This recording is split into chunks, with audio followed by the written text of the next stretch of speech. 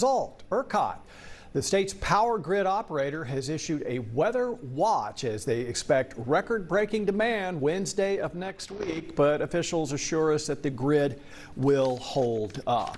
So when ERCOT officials issued that weather watch, that generally means one thing to Texans, that our infuriatingly frail power grid is yet again flirting with disaster. There it is, June 13th, the bulletin from ERCOT, the summer season's first weather watch. Record temperatures and record power grid demand. We in the media breathlessly bluster and regurgitate the information.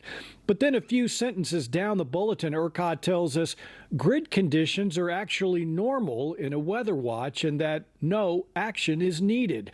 They must think they're talking to state lawmakers because this past legislative session, most experts say they did little to nothing to overhaul the grid.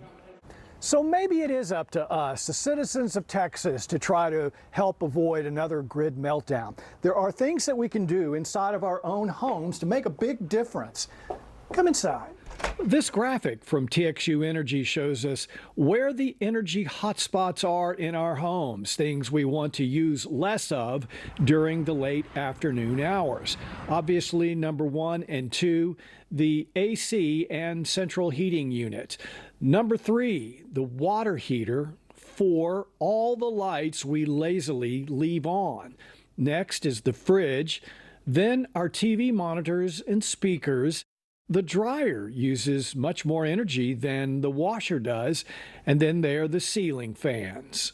Surprisingly, most of your kitchen appliances are low energy users, your microwave, your toaster, your dishwasher, although you can save energy by turning off your dish dryer.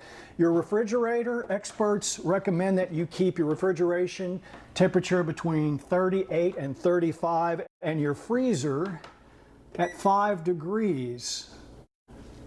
Ooh. But does conservation necessarily mean sacrifice?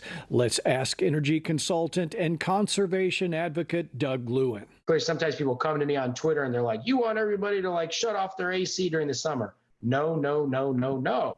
Lewin is an advocate of making smart moves during the hottest part of the day and investing in household equipment that both saves grid energy and consumers money. And look, you could do that a lot of different ways. Energy efficiency does that, right? And energy efficiency, if you go to high efficiency heat pumps, that helps both your summer and your winter problems because you can get rid of the resistance heat, which causes us so much problem in the winter.